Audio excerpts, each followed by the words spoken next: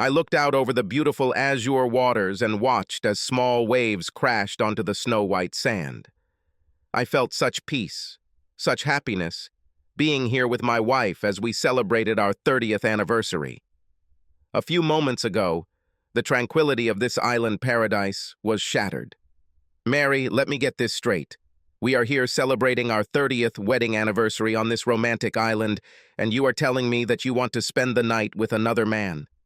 How can you even ask me such a question? Mark, honey, don't be like that. You know I love you more than anything in the world. I just want to do this for John and Amy. I know you were as touched by their story as I was.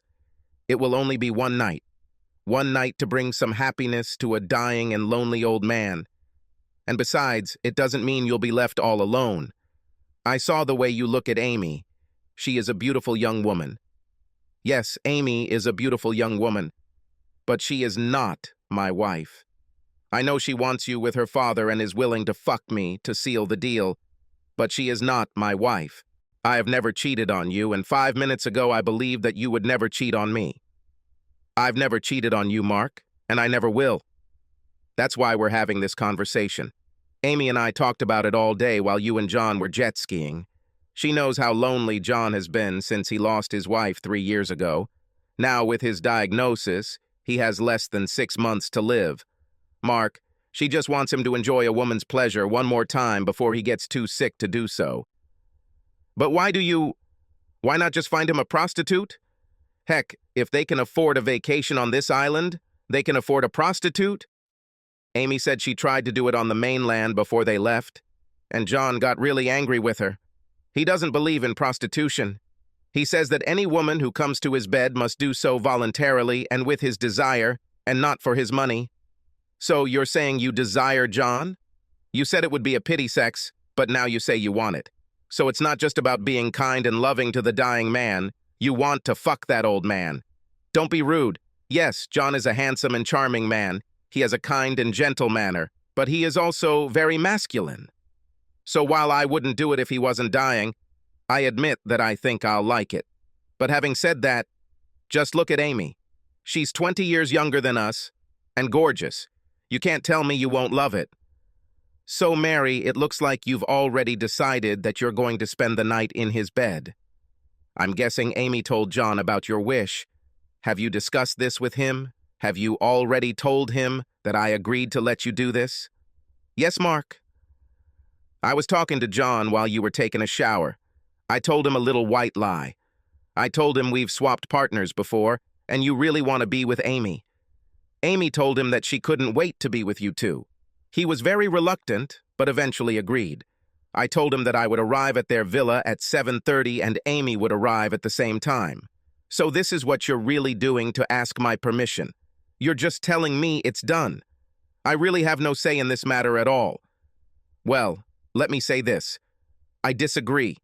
If you do this, our marriage could be ruined forever. I can't stop you without physically restraining you, and you know I would never hurt you, but this would certainly hurt us. Mark, it's just something I feel obligated to do. Making love to a lonely older man, giving him one last chance to feel like a real man, I just had to do it for him. Please, Mark, enjoy your time with Amy, and tomorrow, we will be together again. Forever. Mary stood up and walked back to our villa to get ready for her evening. I sat and looked at the water. How could this happen to me? My wife leaves me to spend the night with a man I just met a couple of days ago, a man who must be at least 60 years old. Mary has always been soft-hearted, and now she wants to fuck some soft-hearted old man out of pity? No, that's just her excuse. She adores this old charmer and uses his diagnosis as an excuse to have sex with him. Well, I'm not going to make it easy for her. I got up and headed to the villa. Mary was dressed in a light summer dress and sandals. I could smell the expensive perfume I gave her before we left home. She was putting on her second diamond earring.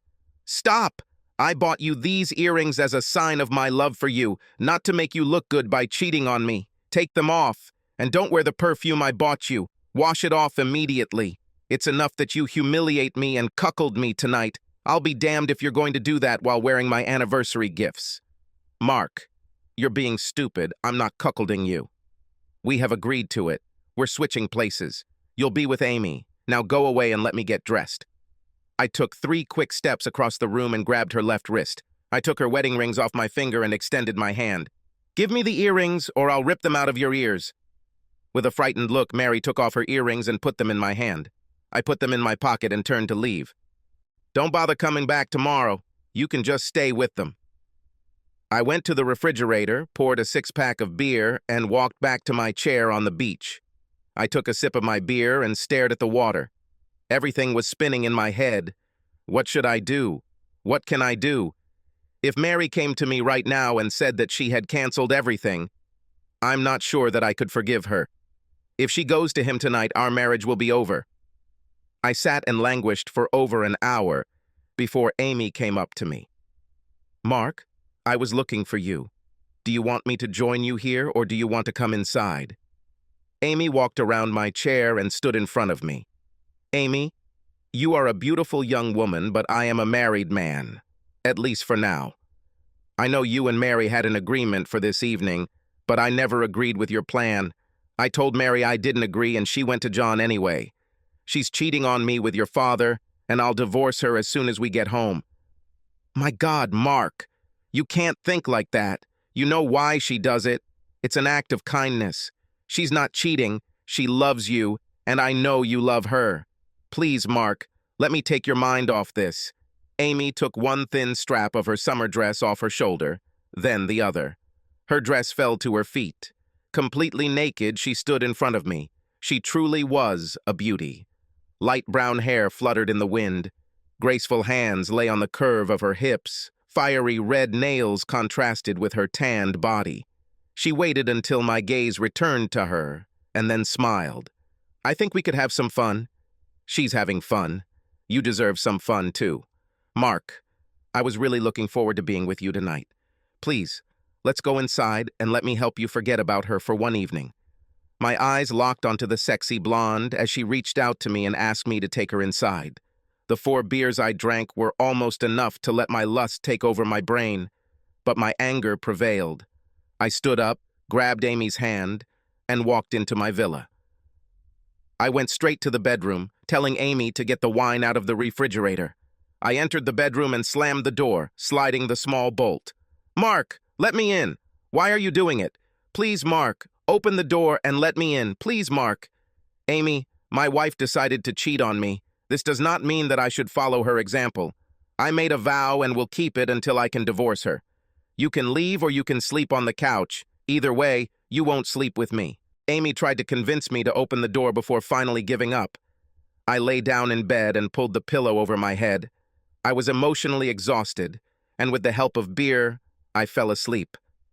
I woke up to another knock on the bedroom door. Mark, open up. Let me in. Mark. This time, the voice belonged to my unfaithful future ex-wife. She knocked on the door.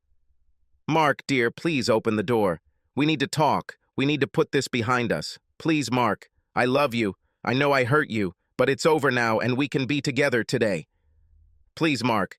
This is our last day on the island. I want to spend it with you, my husband, the only man I have ever loved. The room was filled with bright morning sun. I had a bit of a headache and knocking on the door didn't help at all. I got out of bed, walked to the door, and pulled back the bolt. Mary burst into the room and rushed to hug me. I pushed her away harshly. Don't touch me, you dirty cheater.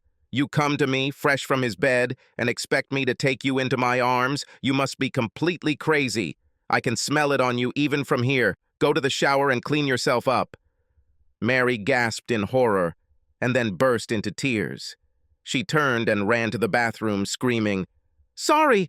I am so sorry! I didn't think so! Mark, please, I'll be out in a few minutes. I'm so sorry. I went to the kitchen and made coffee. I wished we had cell service on the island so I could get out of here before our 6 p.m. flight. I looked at my watch, 11:30.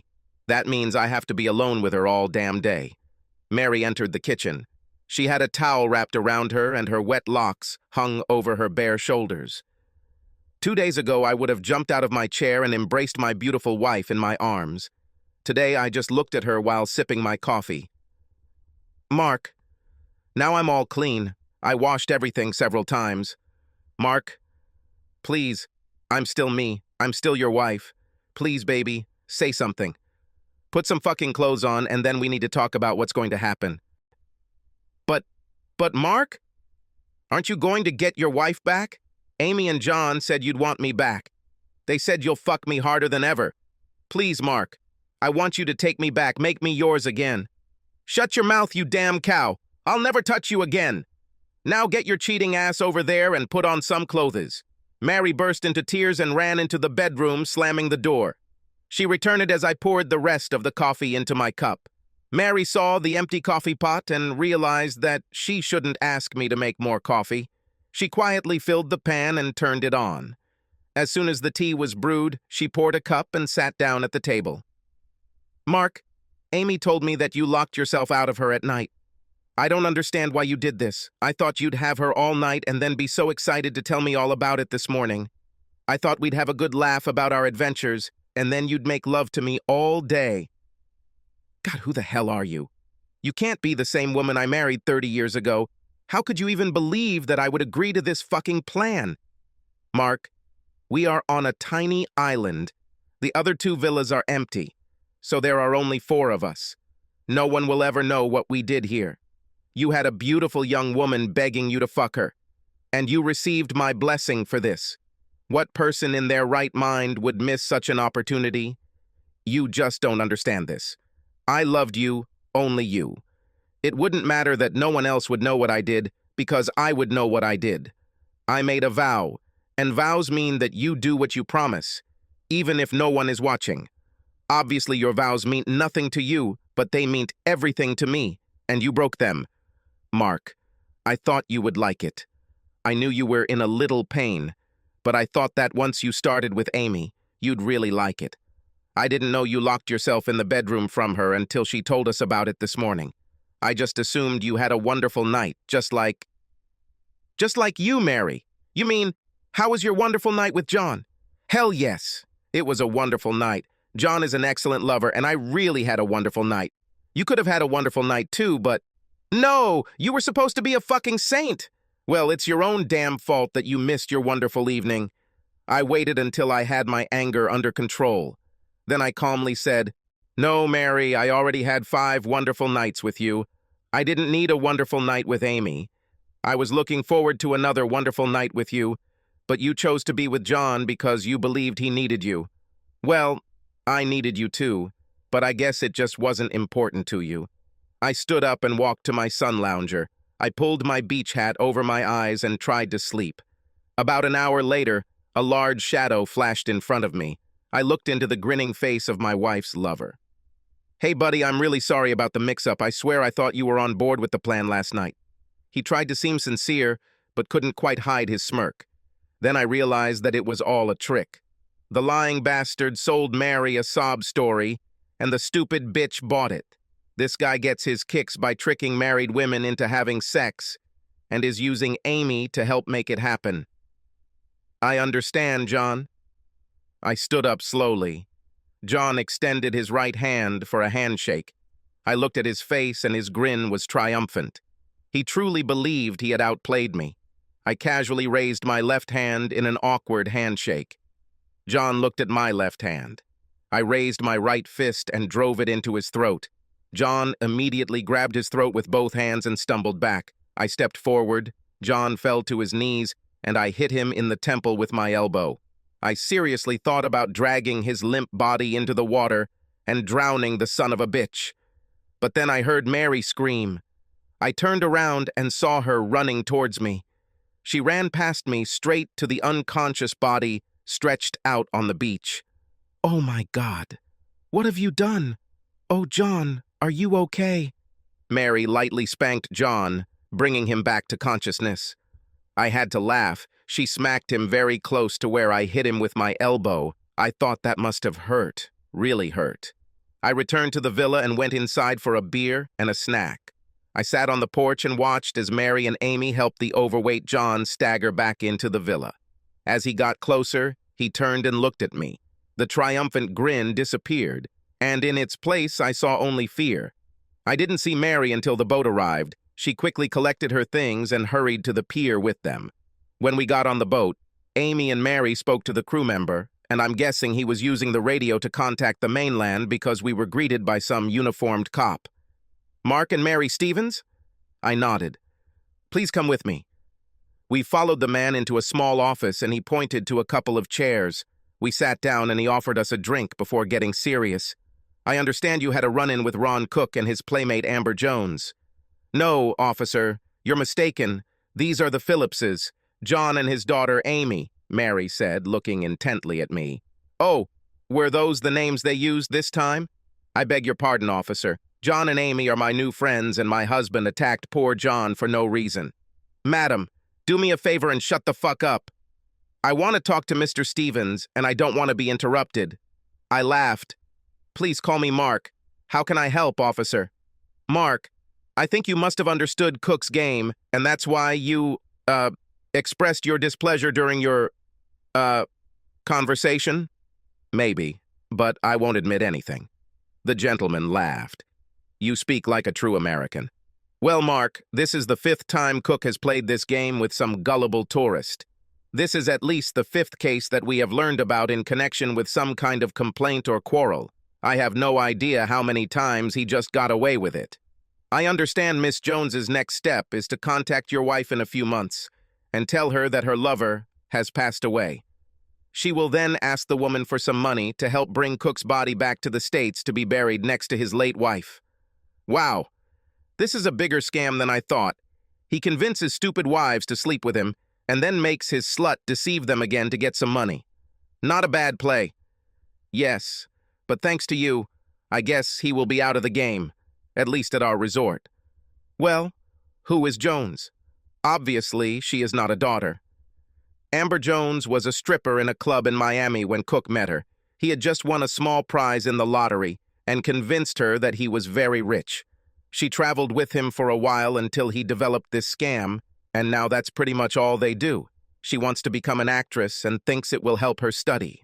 Cook just loves cuckolding their husbands and then forcing their stupid wives to send Amber money. He boasted that it was like making cuckolds pay him for raping their wives. At this moment, Mary, with tears rolling down her face, began to sob and lament. "Oh, God, I'm so stupid. I abandoned my husband by believing this lie." "Mrs. Stevens, you are not the first woman to be deceived by these two. I have 2 more ladies who want to press charges of fraud against Cook and Jones. Now, Mr. and Mrs. Stevens, if you wish to waive the charges, I think I can persuade Mr. Cook to do the same. In any case, your plane leaves in the morning, and once you are in the air, you will be out of my jurisdiction." I looked at Mary, she nodded and said, "I just want to go home. Please, Mark, just take me home." When she got home, Mary tried to convince me how sorry she was that she had done something so terrible. She claimed that she was deceived or perhaps even hypnotized by John and was out of her mind when she cheated. I served her at home 5 days after we landed.